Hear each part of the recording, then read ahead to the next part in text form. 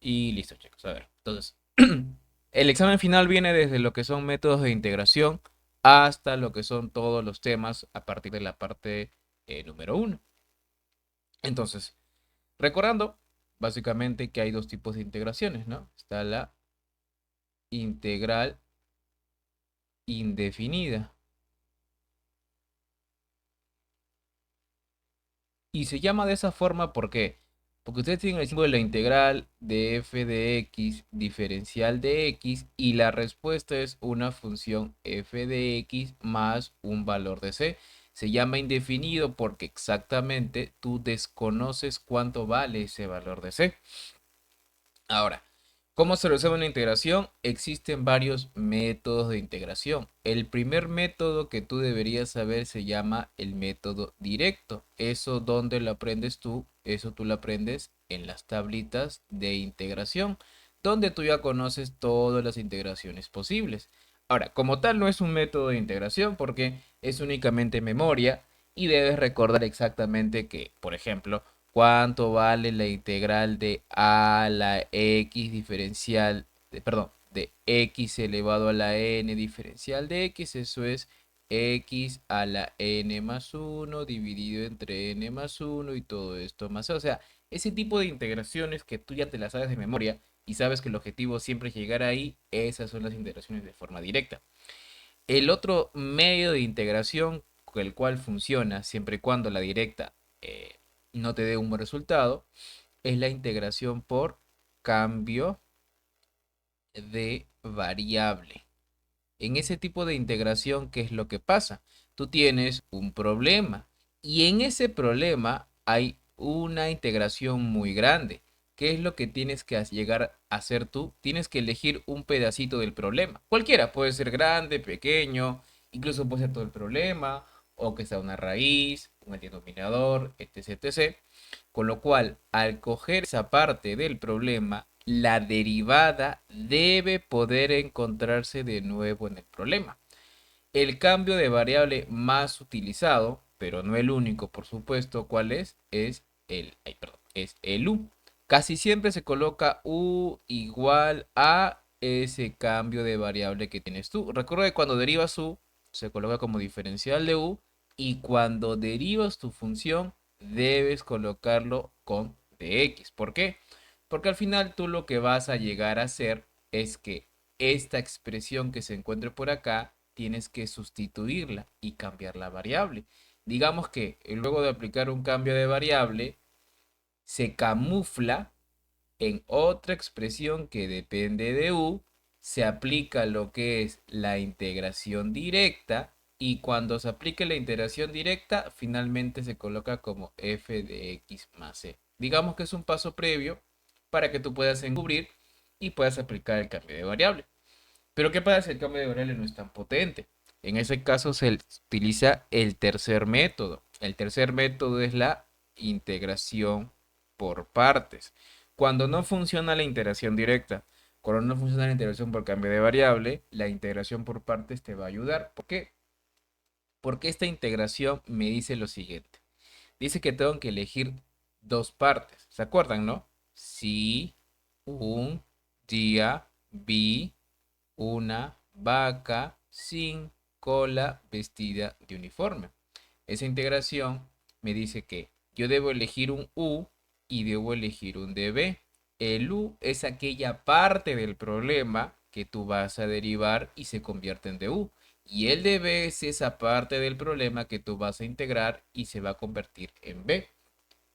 Ahora, cuando tengas el U y el DB es únicamente armar el rompecabezas, pero la pregunta más crucial sería ¿cuál es U y cuál es DB? En ese caso nos apoyamos de ILATE.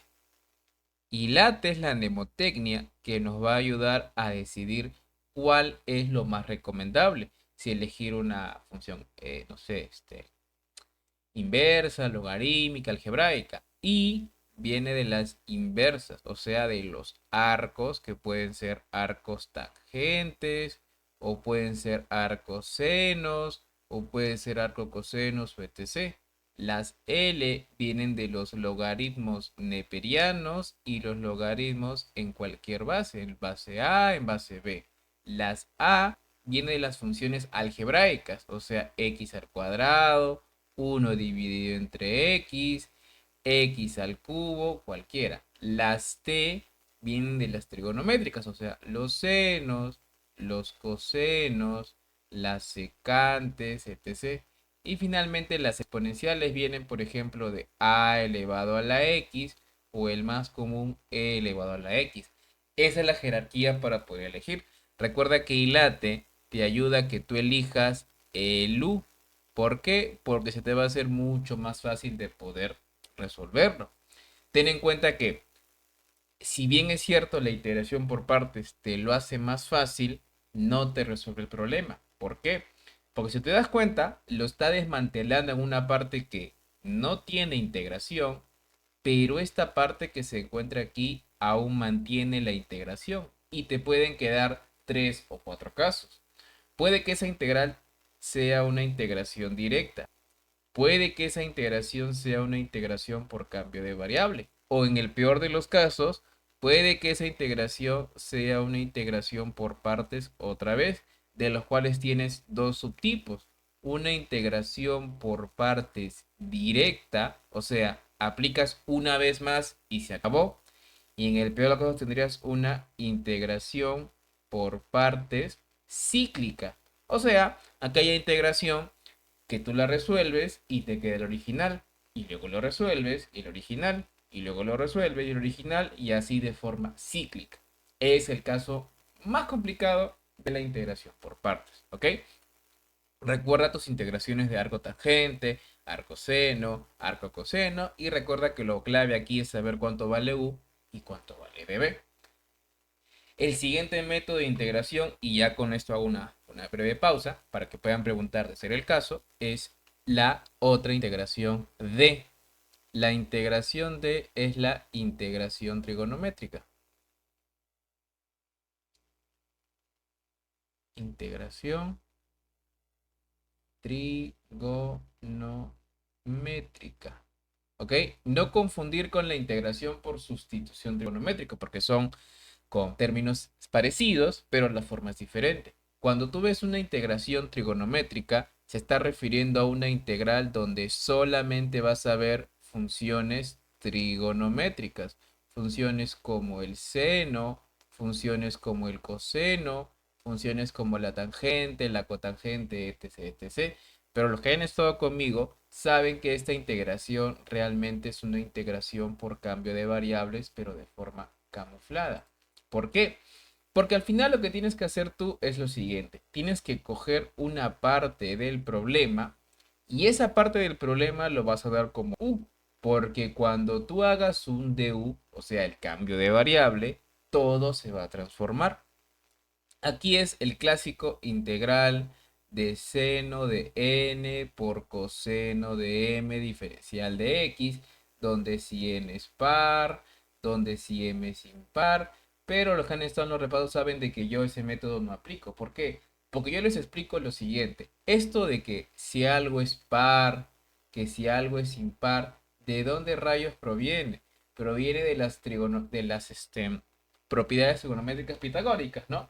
Por ejemplo, la más conocida de todas, pero no la única, ¿no? La de seno cuadrado de x más coseno cuadrado de x es igual a 1. ¿Por qué? Porque como la mayoría está en función de cuadrado, si tú eres observador y te darás cuenta, siempre te dicen, cuando el exponente es impar, réstale una unidad. ¿Por qué? Porque si el exponente fuera 3 y tú le restas 1, te va a quedar con 2. Y ese 2 funciona para el coseno, funciona para el seno, obviamente también funciona para tangente, cotangente, pero tienes otras propiedades distintas.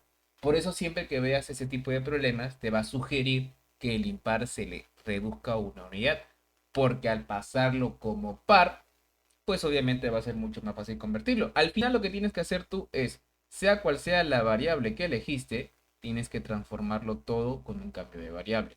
También recuerda que debes aprender seno del ángulo doble, coseno del ángulo doble. Bueno, no aprender como tal, porque se supone que tú ya lo sabes. Eso sí, recuerda las degradaciones de los senos y cosenos. Cuando me refiero a degradación, es si tienes el coseno al cuadrado de x y tú quieres, digamos, bajarle el grado, pero sin aplicar una pitagórica, esto es 1 menos el coseno del ángulo doble dividido entre 2. Y si tienes el coseno de x y no sabes cómo, o lo tienes solitariamente y no puedes aplicar un cambio de variable, esto es 1 más el coseno del ángulo doble dividido entre 2. Y así hay un montón de problemas. Los más clásicos y los más potentes que te pueden tocar son cuando, por ejemplo, los ángulos son diferentes. Recuerda que se está asumiendo que si yo tengo el seno a la n de x multiplicado por el coseno de x diferencial de x, se asume, por supuesto, que tanto este valor como este valor son iguales. Pero hay ciertos casos, no todos, por supuesto, donde te pueden dar, por ejemplo, integral de el seno a la n de x multiplicado por el coseno de y de diferencial de x. O por ejemplo, acá te pueden dar 2x y acá te pueden dar 3x. En ese caso ya no puedes aplicar ninguna propiedad. Se aplica a otros métodos, ¿no? Hay combinaciones para senos, combinaciones para cosenos, para senos y senos, para cosenos y cosenos. Ten en cuenta que, vuelvo a repetir, se asume que los ángulos siempre son exactamente igual. Y si no son iguales, hay una tablita que te transforma los cuatro casos, ¿no? Cuando tienes seno con seno, seno con coseno, coseno con coseno, o el otro era coseno con seno, pues, ¿no? Cuando el orden cambia por ahí. Así que ten en cuenta que si los ángulos son diferentes, hay que hacer una breve transformación. Listo. Esos son los primeros cuatro métodos de integración que ustedes ya conocen de la parte de integración indefinida. Recuerden que si es indefinido, el valor de C siempre debe ser tu respuesta. Salvo un caso que acá olvidé mencionarlo y lo voy a hacer ahora. Cuando el valor de C se puede localizar, ¿se puede hallar? Sí se puede hallar, pero ten en cuenta que si te dicen y pasa por el punto X, Y, traducción, te están diciendo, oye, ¿cuánto vale el valor de C? Recuerda que X es el valor que se va a reemplazar acá en la respuesta. Y recuerda que Y es el f de X, porque la integral no deja de ser una función. Así que si te preguntan, ¿cuánto vale el valor? O te dicen, la integral pasa por el punto 1,2. Ah, x vale 1 y la respuesta vale 2.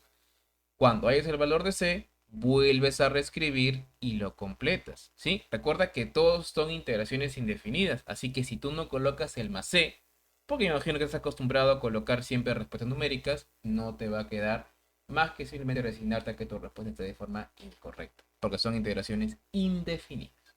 Ahora sí, ¿alguno desea preguntar algo de estos primeros métodos de integración? Directo, cambio de variable, integración por partes o integración trigonométrica. Sí, sí, son conceptos que ya ustedes lo tienen perfectamente adherido. ¿Dudas, chicos? Todo en orden con ustedes.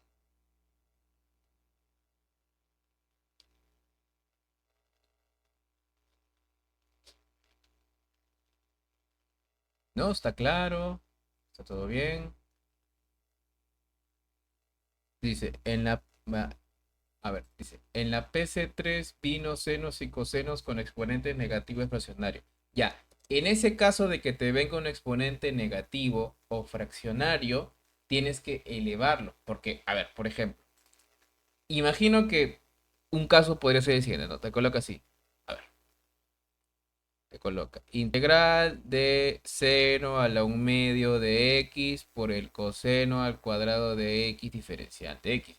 Evidentemente en ese caso, David, esto de aquí ni se te ocurra, porque si bien es cierto, la recomendación es que el impar se debe bajar y el par no se debe tocar, si te pusiera un caso así, acá no, pues, ¿no? En este caso, este de aquí tienes que conservarlo, porque como no puedes reducirlo ni quitarle uno, porque es un exponente fraccionario, o en su defecto, digamos que acá sería coseno, perdón, sería coseno al cuadrado de x diferencial de x dividido entre seno a la 1 medio de x.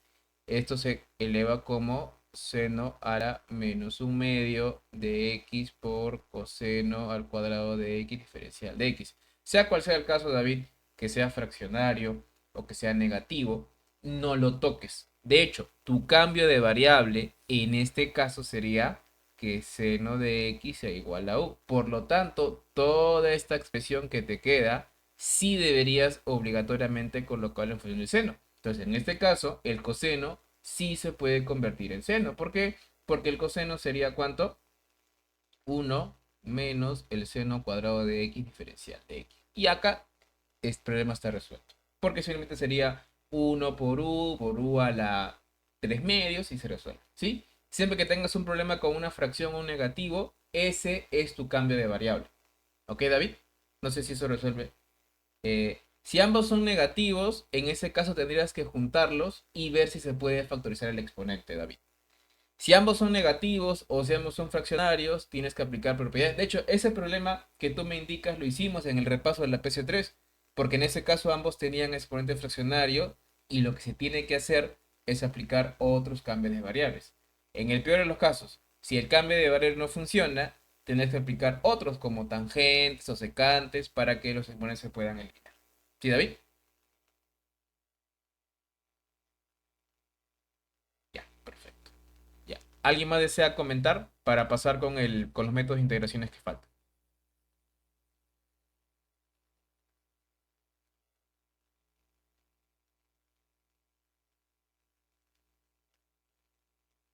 ¿No? Ok.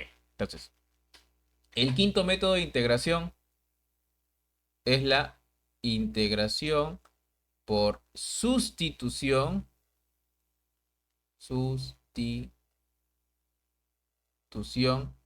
trigonométrica. Exactamente, ¿cuál es la diferencia entre la integración trigonométrica y la integración por sustitución trigonométrica? La diferencia es bastante sutil. De hecho, en un problema por sustitución trigonométrica, tú no vas a ver ninguna función trigonométrica. Todo va a ser algebraico, todo va a ser con raíz o todo va a ser con una expresión racional. ¿Por qué? Lo que se busca en ese caso es convertirlo todo a una trigonométrica. ¿Por qué? ¿No se supone que es más complicado? No, porque como es una sustitución, casi siempre se van a simplificar. No es como una integración trigonométrica pura. En una purita tienes expresiones solamente arriba, pero en una sustitución casi siempre tienes expresiones arriba y abajo y estas se van a eliminar. Y yo sé perfectamente que a este punto tú deberías acordarte esa tablita, ¿no? Hay una tablita donde tienes aquí tres casos, pues, ¿no? Donde tienes el caso que si la variable va primero, que si va primero la constante, que si están sumando, y luego acá tienes un triangulito y tienes que utilizar seno y coseno. Ya, bueno, ustedes saben que yo no utilizo eso que está acá. Yo lo único que utilizo es el teorema de Pitágoras. ¿Por qué? Porque Pitágoras me dice lo siguiente. Me dice que si yo tengo un triángulo rectángulo de toda la vida, tengo A, B y C. Y yo sé que el cuadrado de sus catetos es igual a el cuadrado de la hipotenusa.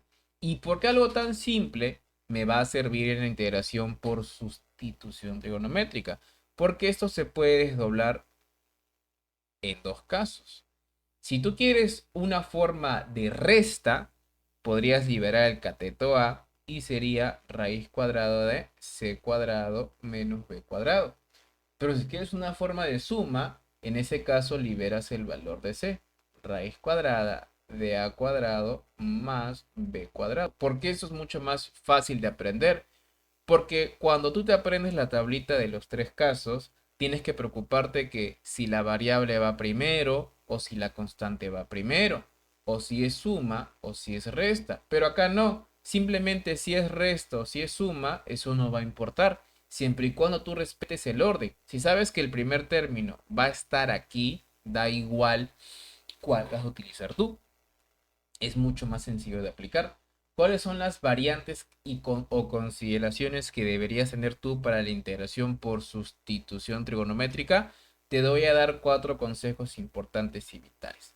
Primero, cuando tú hagas una integración por sustitución trigonométrica, ten en cuenta que debe haber siempre una raíz cuadrada y solamente debe haber dos términos elevados al cuadrado, ya sea en forma de suma o en forma de resta. Profe, y si veo tres términos, probablemente debas completar cuadrados. Sí o sí tienen que haber dos términos. Y si hay tres, simplemente completas cuadrados y se acabó. ¿Qué otra consideración deberías tener tú? Debes tener en cuenta que luego de aplicar tu triangulito, tienes que elegir un ángulo. Lo bueno del método que yo te indico de Pitágoras es que tú puedes elegir el ángulo donde te dé la gana. Si quieres lo colocas arriba o si quieres lo colocas abajo, eso no importa. Pero ¿cuál es el truquito que te va a ahorrar mucho tiempo? Recuerda que sea cual sea la función que tú elijas, cuando sustituyas, porque se supone que es integración por sustitución trigonométrica, te va a quedar una integral donde la variable ahora es el ángulo. Así que ese triángulo que armaste va a hacer que vuelvas a escribir tu problema, pero con senos, con cosenos, cotangentes y cotangentes. Acá viene el truco. ¿Qué función utilizas? ¿Cómo sé si uso seno? ¿Cómo sé si uso coseno o tangente o cotangente o cuál es la más recomendable para mí? La función que tenga la constante, esa debes elegir. Si por ejemplo tú usas el seno y el seno no está tocando el cateto o la hipotenusa con la constante, no la utilices. Solamente utiliza funciones trigonométricas que tengan que ver con constante. Si no tiene que ver con constante, no te recomiendo que lo utilices porque no te va a salir. ¿Ok? Tercera consideración. Recuerda que cuando tú tienes tu integración por, no sé, pues, ¿no? Alfa y acá tienes seno, coseno, la respuesta te va a salir efectivamente en seno, coseno, tangente, cotangente, secante, cosecante o cualquier integración. Pero el valor original no era alfa, era x. Así que para retornarlo, tienes que volver a aplicar tu triangulito. Si por ejemplo la respuesta sale seno cuadrado de alfa más c, vuelves a usar tu triangulito y reemplazas cuánto vale el valor de seno. Y finalmente la última consideración. Si te llega a quedar el valor de alfa solito y tú no encuentras alfa, puedes aplicar los arcos y puedes aplicar el arco que tú quieras. Arco seno, arco coseno, tangente, cotangente, secante, cosecante, el que tú desees. Al final, no es que tu respuesta esté mal, porque si tu compañero eligió el ángulo de arriba y tú elegiste el ángulo de abajo y las respuestas son diferentes, no pasa nada. Se supone que la respuesta final debe coincidir con el triángulo aplicado. No vayas a copiar a tu compañero y copiaste mal el ángulo, porque ahí es muy fácil detectar cuando alguien hace trampa o no. Es bastante evidente, pues, ¿no? Así que tu respuesta final debe estar acorde con el triángulo que tú estás aplicando, ¿ok? Y poco más. No hay más que yo les pueda explicar sobre la sustitución trigonométrica.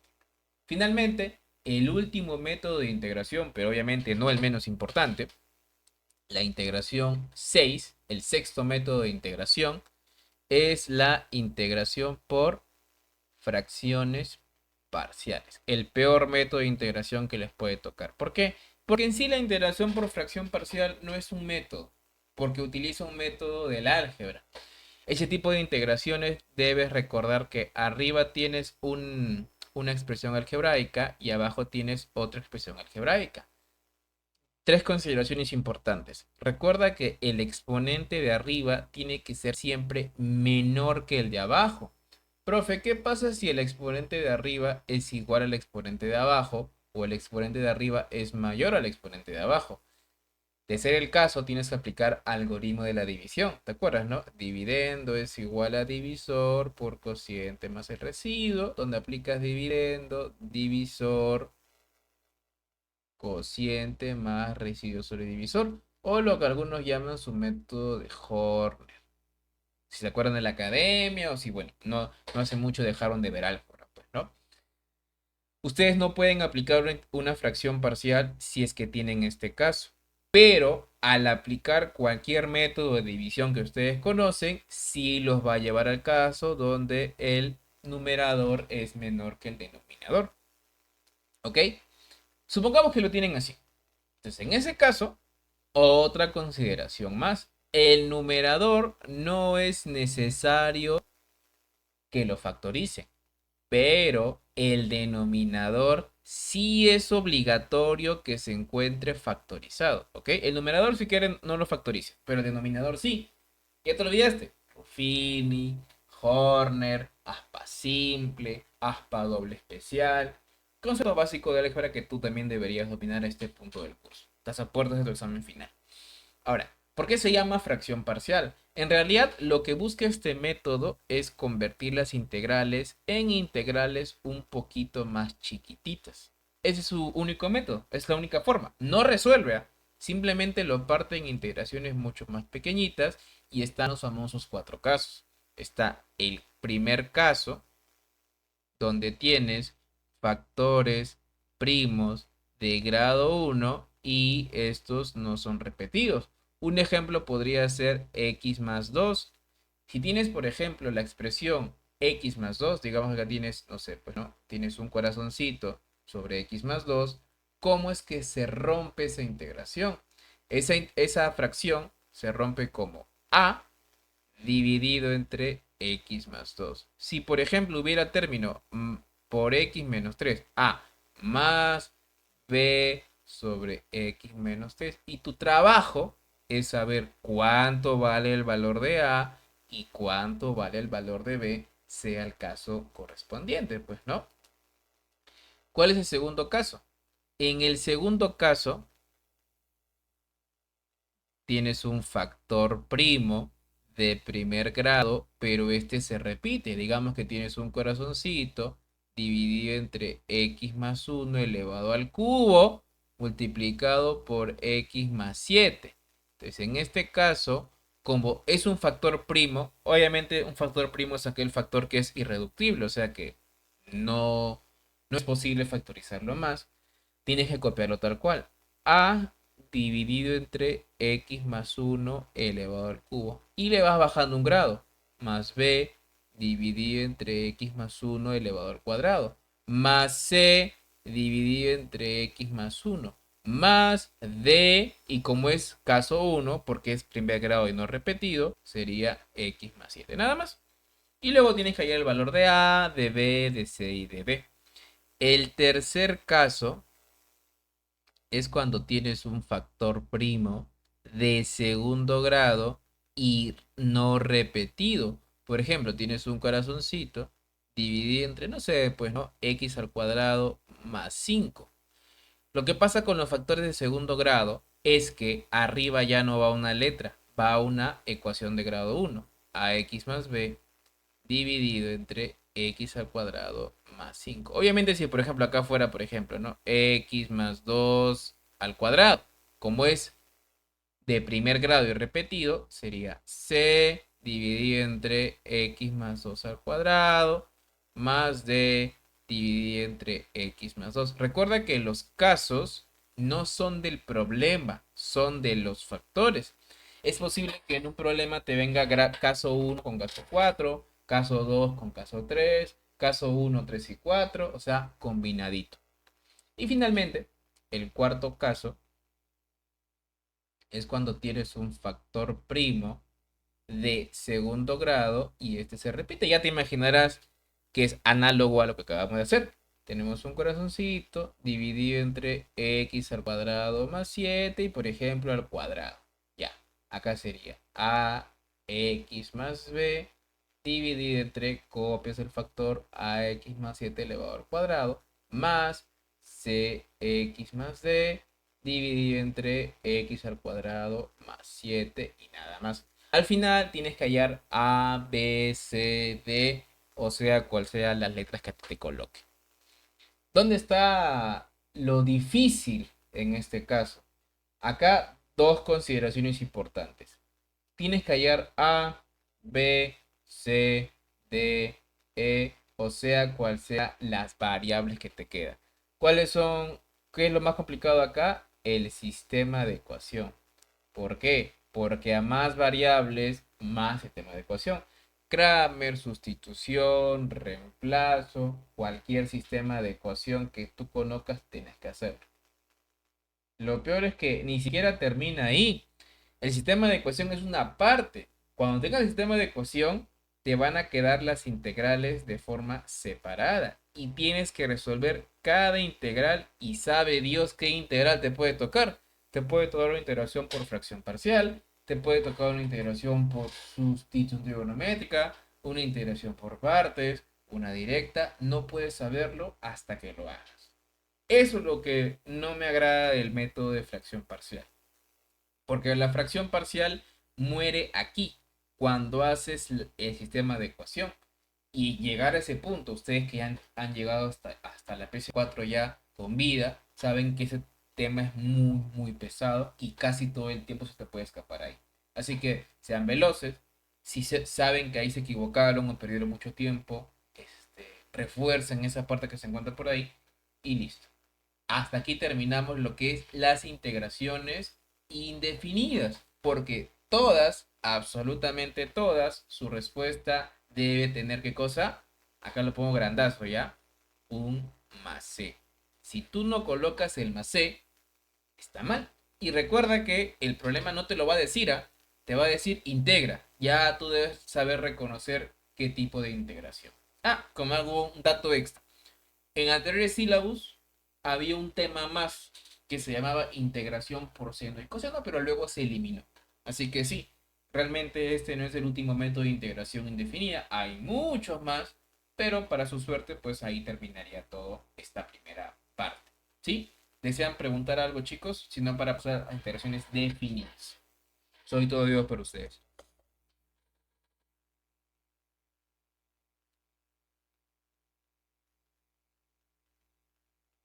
¿Dudas? ¿Alguien desea preguntar? Levantar su mano. Aprovecho ahorita que tu examen ya es el miércoles.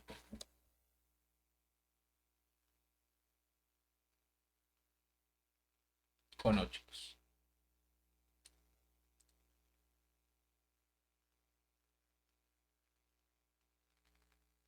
¿No?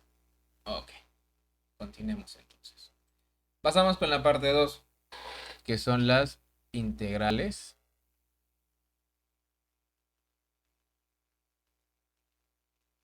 pero en este caso son definidas. ¿Cuál es la diferencia en este caso? En este caso tienes tú los famosos límites de integración. ¿Y cuál es la diferencia? Que la respuesta ahora es un número. Si en el anterior caso la respuesta era una función, ahora la respuesta tiene que ser un valor numérico. ¿Cuál es el primer tema que ustedes ven? Las famosas sumas de rima. ¿Qué te dice la suma de rima? La suma de rima te dice que tienes que resolver la integral, pero sin usar los métodos de integración, sino a la antigua. Anteriormente las integrales se hacían así, con sumatorias. ¿Qué es lo que te dice Riemann? Te dice que si yo tengo la integral desde a hasta b de f de x, perdón, la integral de a hasta b de f de x diferencial de x, esto se puede transformar en una suma de Riemann, que te dice que es límite cuando n tiende a infinito de la sumatoria desde i igual 1 hasta n de f de x sub i por la variación de x. Pero exactamente qué es f de x sub i, la variación de x. Ahí están los cuatro ingredientes. Primer ingrediente, la función f de x. Tú necesitas saber cuánto vale la función. Segundo ingrediente, cuánto vale la variación de x. La variación de x, ¿cuánto vale? B menos a dividido entre n. Obviamente b menos a son los límites de integración. Tercer ingrediente, x sub i. A más y veces la variación de x, que evidentemente lo hallaste en el paso previo. F de x sub i. El f de x sub i es reemplazar esto en la función que te dieron. Cuando tienes los cuatro ingredientes, se reemplaza aquí. ¿Qué es lo más pesado? Es que tienes que resolver la integración. Consejo y pro tip. Recuerda que dentro de la integral, perdón, dentro de la sumatoria, y es la variable y n es constante. Así que si tú ves un valor de n acá, lo puedes sacar. Solo ten en cuenta que al sacarlo, se convierte en variable para el límite. Repito, el n es una constante para la sumatoria, pero una variable para el límite. Y como variable en límite, aplicas tu límite al infinito que te enseñé cuando llevaste conmigo asíntotas y gráfica de asíntotas. ¿Qué es lo que debes recordar? Pues las sumas notables, ¿no? ¿Te acuerdas, no? La sumatoria de los i sería n por n más 1 dividido entre 2. La sumatoria de los i cuadrado, n por n más 1 por 2n más 1 dividido entre 6. ¿Qué más debes acordarte de acá? Lo coloco acá arriba, ¿ok, chicos? La sumatoria de los i cubos, n por n más 1 dividido entre 2 y todo esto al cuadrado. Y lo más yuca, la sumatoria de los a elevado a la i, a por a la n menos 1 dividido entre a menos 1. Yo sé que hay versiones que lo colocan como 1 menos a la n, pero es indistinto. ¿Sí? Sumas notables. Y ya creo que está de más decirte que en los límites, cuando x tiende a infinito, solo debes fijarte que en los exponentes, ¿no? Si el exponente de arriba es igual al de abajo, entonces la respuesta sería la división de los coeficientes. Eso creo que está de más decírtelo, pero de todas formas se la voy a recordar. Finalmente, para cerrar con rima, recuerda que hay un tipo de problema un poco pesado, donde a ti te dan la suma de Riemann. Por ejemplo, si te dicen, la suma de Riemann está, y no te piden que lo resuelvas, porque tiene logaritmo, tiene arco coseno, y ustedes saben que sumatoria de eso no hay. Pero te piden que lo expreses como si fuera una función. Y en ciertos casos te pide que lo resuelves. Te están pidiendo ingeniería inversa, o sea, tienes que pensar al revés. En ese caso, no aplicas sumatorias ni nada. Solo debes aplicar los conceptos, reconocer cuánto vale f de x, variación de x sub i y f de x sub i. Nada más. Cosas que ya también hemos explicado en clase. Luego de que ya tú superes la suma de Riemann y nunca más tengas que volver a aplicar porque es una forma bastante ineficiente de resolver una integración, pasas a ver lo que es la B, la interpretación geométrica de la integral, el tema más fácil del curso. ¿Por qué?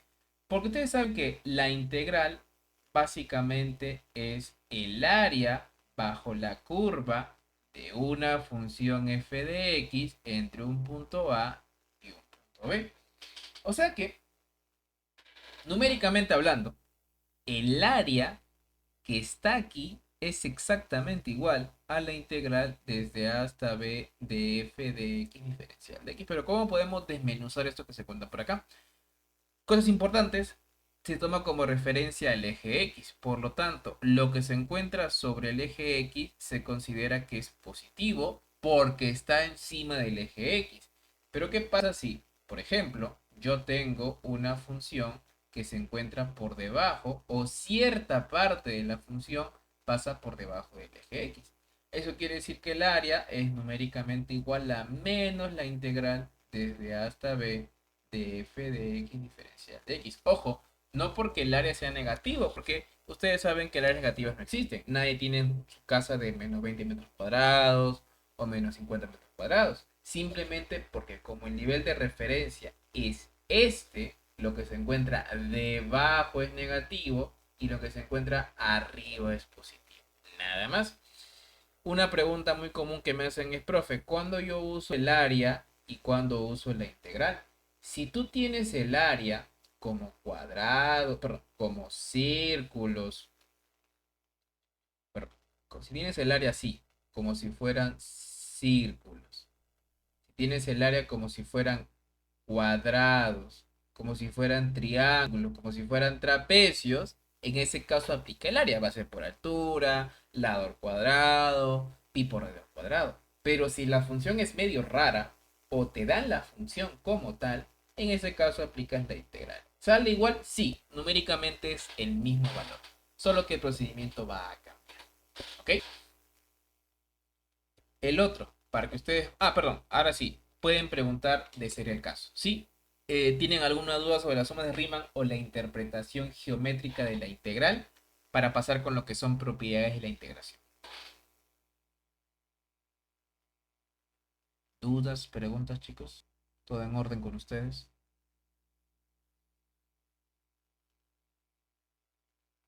Ah, hay un chat. A ver, ¿qué dice?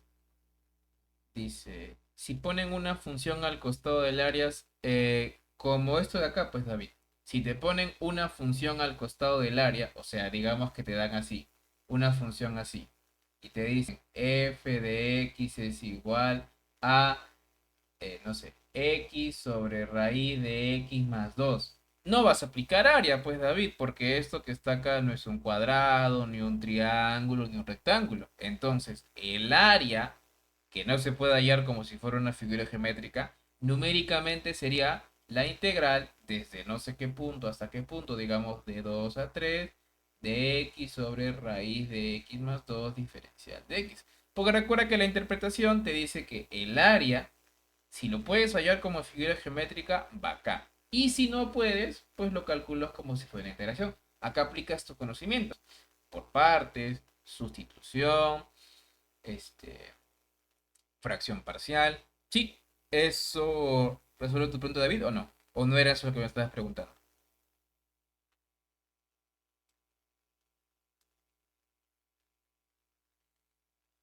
¿Sí, David?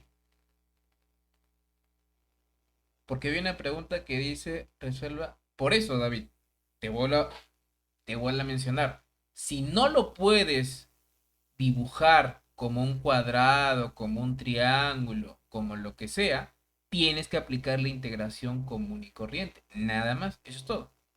¿Sí? Ya, perfecto. ¿Alguien más desea intervenir? ¿Preguntar?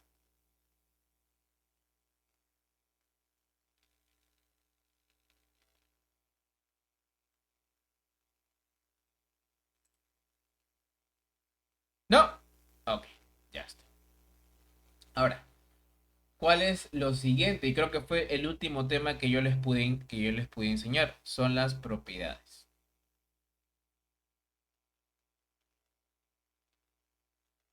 Propiedades de integración definida, que son bastante simples de poder entender. Dice lo siguiente. Dice que la integral desde a hasta a de f de x diferencial de x es ¿cuánto? Cero. Te dice que la integral desde a hasta b de f de x diferencial de x, tú le puedes cambiar el orden, no importa, pues puedes colocar la integral desde menos a, perdón, desde menos b hasta a de f de x diferencial de x. O sea que al cambiar el orden de los límites de integración es necesario colocar un negativo. ¿Qué más te dice las propiedades de la integración? Dice que si yo tengo la integral desde a hasta b de f de x diferencial de x, esto yo lo puedo separar de la integral desde a a c de f de x más la integral desde c a b de f de x, siempre y cuando que el valor de c se encuentre entre, ay, perdón, el valor de c se encuentre entre b y se encuentre entre el valor de a. Nada más. Y finalmente la última propiedad que creo que es más importante, pero obviamente tienen que saberlos todos, es la siguiente. Dice que tiene la integral desde menos a hasta a, perdón, la integral desde menos a hasta a de f de x. Aquí hay dos posibles casos. Si la función es par, eso quiere decir que sería dos veces la integral de 0 a de f de x diferencial de x.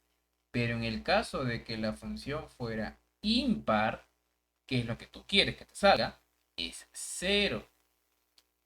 Pero ¿cómo yo sé que una función es par o una función es impar? Recuerda que una función es par siempre y cuando f de x es igual a, perdón, es igual a ¿cuánto? F de menos x.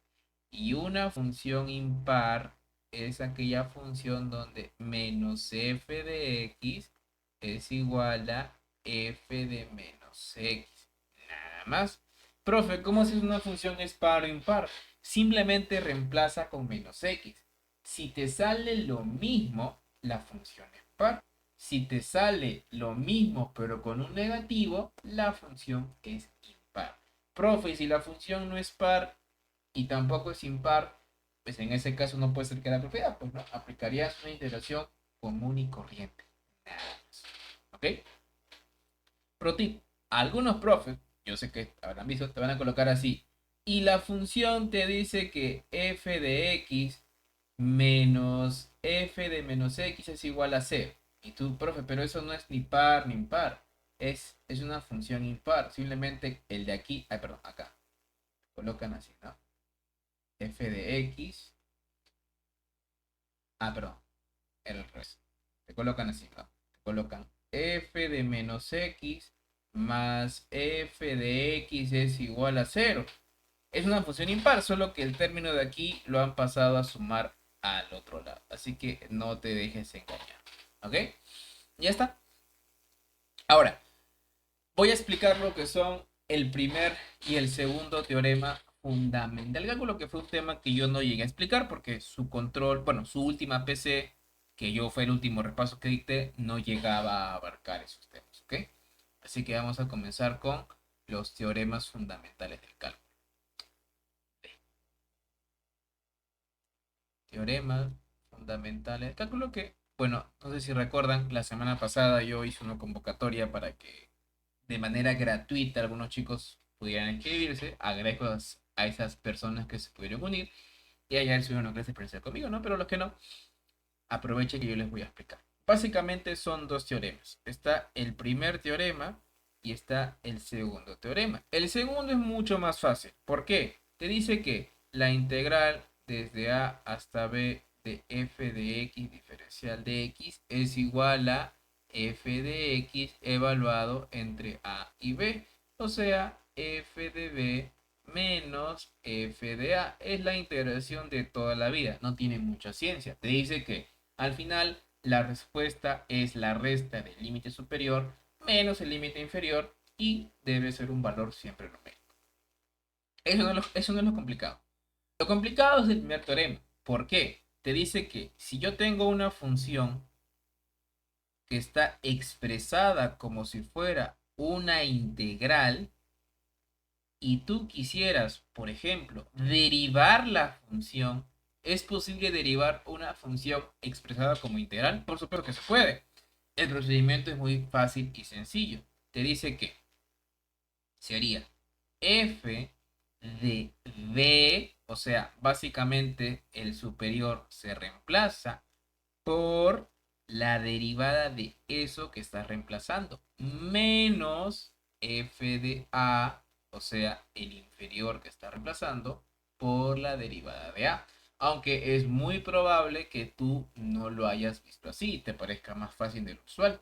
Tal vez tu profesor te lo ha colocado así, como f de x es igual a la integral de g de x, de h de x, de f de t diferencial de t. Y te dice que f' de x es igual a f de h de x por h' de x menos f de g de x multiplicado por g' de x. ¿Sí? Esto es mucho más orgánico de poder entender. Esto es un poquito más complicado, pero en sí es lo mismo. Te dice que el límite superior se reemplaza donde veas la variable multiplicado por su derivada, menos el límite inferior reemplazado donde veas la variable multiplicado por su derivada. Nada más. ¿Es el método teorema? Sí, ese es el primer teorema fundamental del cálculo, que te dice que tú puedes derivar una función expresada como si fuera una integración. Algunas consideraciones importantes que deberías tener en cuenta. Puede pasar que te pase lo siguiente: f de x es igual a la integral de hasta b de x multiplicado por f de t diferencial de t. O sea, o x al cuadrado, raíz de x o lo que sea, ¿no? No cometas el error de aplicar primer teorema. ¿Por qué? Porque esta integración no depende de X, depende de T. La función sí depende de X, pero dentro de esa función depende de T. Es como que pues tienes una casita y tienes tu gato, pues, ¿no? Tu gato depende de ti, pero tú dependes de tu papá o tu mamá. Igual acá, esta integración, si bien es cierto, se encuentra dentro de esta función, esta integración solo depende de t. Por lo tanto, el x no es una variable dentro de la integración, pero sí dentro de la función. Lo mismo que la suma de rima, ¿se acuerdan? Del n y del i, ya igualito. Entonces, en el caso de que te venga una variable x dentro de la integral, primero tienes que sacarlo. F de x sería x multiplicado por la integral desde a hasta b de f de t diferencial de t. Y acá se puede aplicar derivada, por supuesto que se puede aplicar derivada. Ahora, no me preguntes cómo se deriva una multiplicación, pues, ¿no? A este punto del curso, que yo te explique que u por b derivado es igual a u derivado por b más u por b derivado, es una vergüenza, pues, ¿no? Sería la derivada del primero, o sea, 1 por la integral. Obviamente acá es 1 porque la derivada es x, ¿no? Si fuera 2x, bueno, si fuera x al cuadrado sería 2x, etc. De a hasta b, de f de t, diferencial de t, más x. Profe, pero acá me pide la derivada de b, y b es una integración. Si tan solo hubiese un método para poder derivar integrales, ¿no? Qué raro, qué raro. Ya, pues en este caso sería multiplicado por ¿cuánto? Simplemente una sustitución, pues, ¿no? Sería f de b por b' menos f de a por a'. Listo, nada más. Obviamente acá pueden meterle lo que son propiedades, como que qué pasa si es par, impar. Si ya han visto problemas, tal vez antes pensaban que esto era muy inútil, pues no. Pero si ya han estudiado, y espero que sí, sabrán que esta propiedad es muy útil, pero el primer teorema fundamental del cálculo. También esta propiedad de inversión de valores, también lo de par, también lo de impar, todo se complementa. ¿Ok?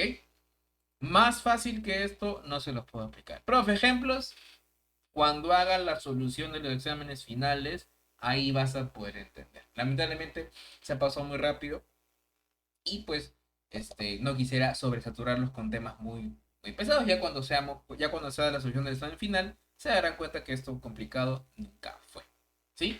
Antes de pasar al último tema, porque así de rápido es la segunda parte de análisis matemático 2, que es el último tema de integraciones impropias. Quisiera saber si tienen algún comentario o algo que tal vez no hayan entendido del primer y segundo teorema. Es un tema que nunca he dictado con ustedes, porque pues su práctica 4 no llegaba hasta ahí. Así que soy todo oído, si no, empiezo con impropias.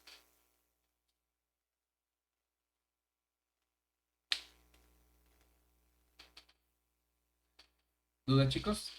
Su mano, su comentario en el chat. Sí, se supone que puse Zoom para que reaccionaran mejor. Acá hay reacciones mucho más bonitas todavía.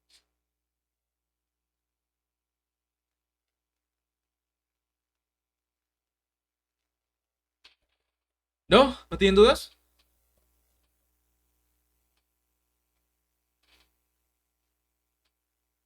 Ok, último entonces. A ver, vamos con las... ¿Dónde está? Ahí. Último tema del curso. Integral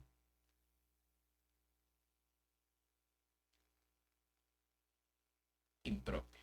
Ya. Así como les expliqué yo la integración por sustitución trigonométrica. ¿Y por qué menciono esto? Porque según su profesor o su libro, o su guía, o sea cual sea su fuente de estudio, ahí existe lo que es caso uno, caso 2. Ya, eso a mí no me interesa. Yo no aplico integración impropia como primera especie, segunda especie, simplemente porque me parece totalmente inútil. Es simplemente una clasificación y yo siempre te aconsejo que sigas mi consejo. No te lo aprendes así. Primero entiende qué es una integración impropia y luego lo demás ya vas a entender el porqué de todo. Básicamente una integración impropias te dice lo siguiente. Yo tengo, por ejemplo, la integral de 0 a 1 de 1 dividido entre x diferencial de x. Profe, pero es fácil, pues no, finalmente sería, pues la integral de acá sería el logaritmo neperiano de x evaluado entre 0 y 1 y después sería el logaritmo de 1 menos el logaritmo de 0. ¿Ya cuál es el drama acá? Ninguno. Simplemente ver, reemplazo el logaritmo de 0, pues. Esto no se puede, porque si tú sabes, y yo sé que sabes, el logaritmo tiene una forma así, asintótica. No existe el logaritmo de 0. O sea, como valor no. Como aproximación sí, pero como valor no. Así que esto no tiene sentido. Esta solución, no, esta integral no se puede hacer. Pero el problema no es que la integral como tal no se pueda hacer. O sea, esta función sí se puede integrar. El problema no está en la función. El problema, ¿sabes dónde está? Está acá, en los límites de integración. Es una integración impropia. Es una integral que como función sí se puede resolver. Pero en ese intervalo, que tú rara vez habrás visto si se puede o no hacer en el intervalo, ahora sí importa. ¿Por qué? Porque la función no es continua en el intervalo. O sea, hay un valor que no se puede reemplazar. Y al no poder reemplazarse, ahí viene la integración impropia. Pero entonces, ¿cómo se puede resolver una integración impropia? Es súper sencillo de poder entender. Por ejemplo, aquí donde está el problema claramente se encuentra en cero. Por lo tanto, yo debería tener una forma de poder resolverlo sin que el cero intervenga directamente. Pero ¿cómo me acerco al cero sin ser cero? Ah, fácil, con límite. Por eso se aplica límite cuando a tiende a cero de la integral desde a 1 de 1 entre x diferencial de x. Ahora sí puede resolver la integración. O sea, en realidad la integración siempre se pudo hacer. El problema solamente fue en los límites. Sería logaritmo neperiano de 1, bueno, logaritmo neperiano de x evaluado entre a y 1. O sea que sería logaritmo de 1 menos logaritmo de a. Y al final se reemplaza el cero. Profe, pero sigue sin salir. Sí, es correcto. Pero ese método que te acabo de explicar es una integración impropia. El objetivo es eliminar el problema o los problemas donde la función no puede existir. Pero ¿qué pasa si a pesar de tus esfuerzos te sale infinito o sale un símbolo? Se llama integración divergente. La pregunta va a ser, determine si la integración es divergente o convergente. Nunca te va a decir si es propia o impropia, simplemente te dice integración impropia. ¿Eso quiere decir que todas las integrales no se pueden resolver? Falso, porque, por ejemplo, si yo tengo la integral de 0 a 4 de 1 sobre raíz de x diferencial de x, tú podrías pensar, profe, pero es evidente, pues, si acá yo reemplazo el cero, la integración no va a salir. Así que, ¿para qué me esfuerzo en yo poder hacer una integración que sé perfectamente que no va a resultar? No siempre pasa así. Tú tienes que hacer lo siguiente, intentarlo. Límite cuando a tiende a cero de a de 4 de 1 sobre raíz de x diferencial de x. Así que tienes que poder integrar. Y bueno, ya esta integración es fácil, pues no, hagámoslo súper rápido. Sería 1 entre raíz de x diferencial de x, que sería 1 sobre x a la 1 medio diferencial de x, que sería x a la menos 1 medio diferencial de x, que sería x a la 1 medio dividido entre 1 medio, que sería 2 por raíz de x. Listo. Entonces, la integración es 2 sobre raíz de x evaluado entre a hasta 4. Así que sería 2 por raíz de 4 menos 2 por raíz de a. Pero como a tiende a 0 y raíz de 4 es 2, 2 por 2 es 4. ¿Ves? Te das cuenta de que a pesar de que la integración es discontinua en la función, no necesariamente al integral el valor es divergente. Si el valor sale un número, se dice converge o es convergente, como quieras llamarlo. O sea, la pregunta va a ser, determine si el integral es convergente o divergente. Ahora, no seas vivo y no pongas converge, diverge, ¿no? Porque tendrías un 50-50% de probabilidades. Tienes que demostrar por qué es convergente o por qué es divergente. Nada más. Ahora, eso de los casos es simplemente donde se ubica la indeterminación. ¿Por qué? Por ejemplo, si yo tengo 1 sobre x menos 5 de 3 a 5, en ese caso la indeterminación se encuentra arriba, o sea que sería límite cuando b tiende a 5 de la integral de 3 a b de 1 entre, bueno, de 1 sobre x menos 5 diferencial de x, y es exactamente lo mismo. Debes saber si la integral diverge o converge, nada más. ¿Qué otros casos más comunes hay? De los infinitos. Si el infinito se encuentra arriba, digamos infinito de 3 de 1 sobre x, por ejemplo. En ese caso igual, ¿no? Sería límite cuando b tiende a infinito de la integral de 3 a b de 1 entre x diferencial de x. Otra especie, cuando el infinito se encuentra abajo. Igualito, pues, ¿no? Sería límite cuando b tiende a infinito, pero cuando a tiende a menos infinito de la integral de a3 de 1 entre x diferencial de x. Ya te das cuenta que esa clasificación de primera especie, segunda especie, floro nada más. Es simplemente tratan de clasificar algo que si tú entiendes cómo funciona, pues no es necesario. ¿Qué es lo más top de lo top? Muchos piensan que solamente hay un problema, pero no.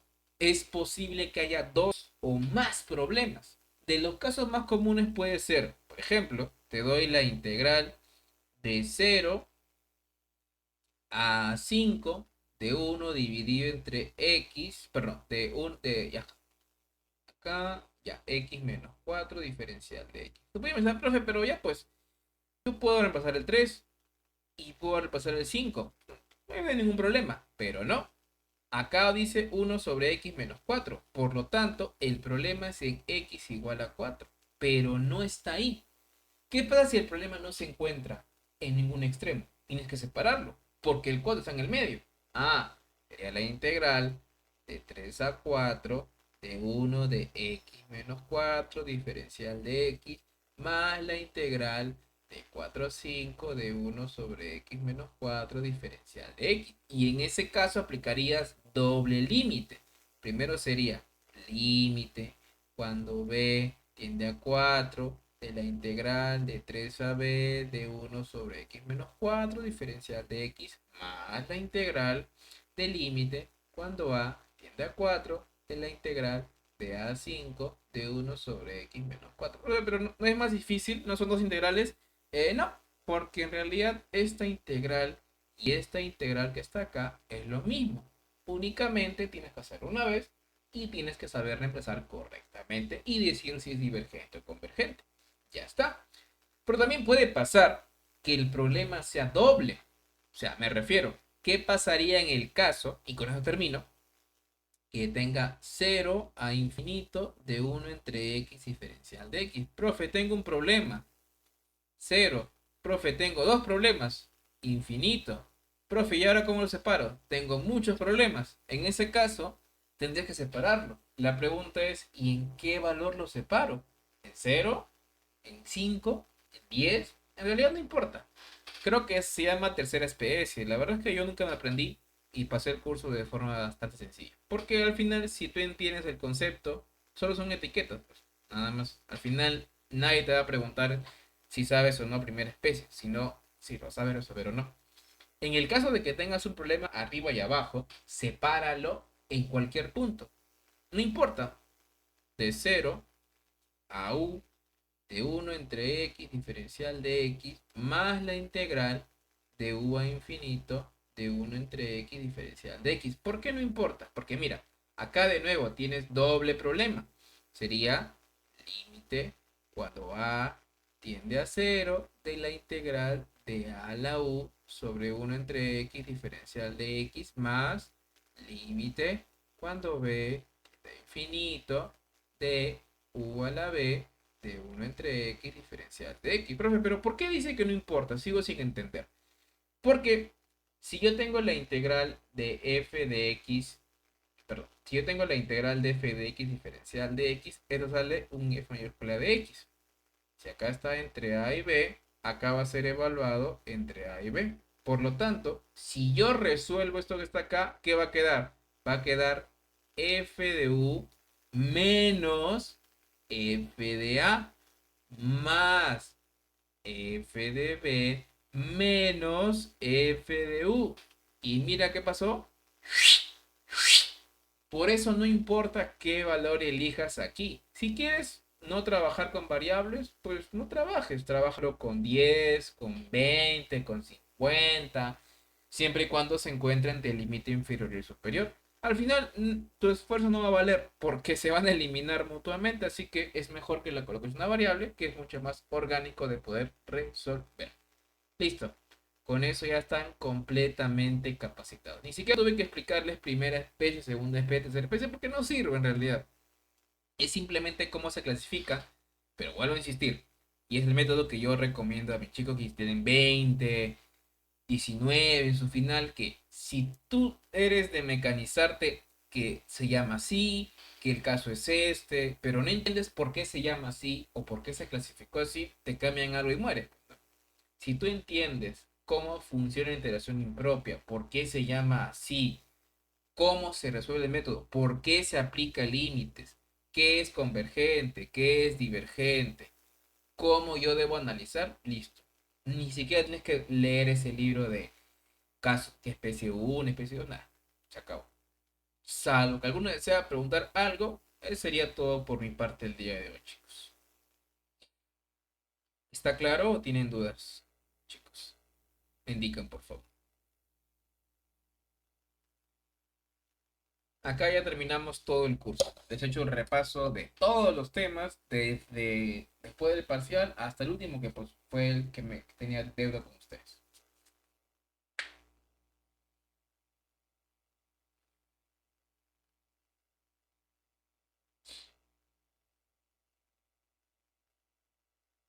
¿Alguna duda de su parte? Todo bien.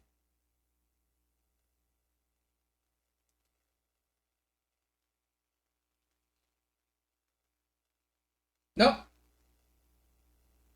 ya, ok, chicos. Listo. A ver, vamos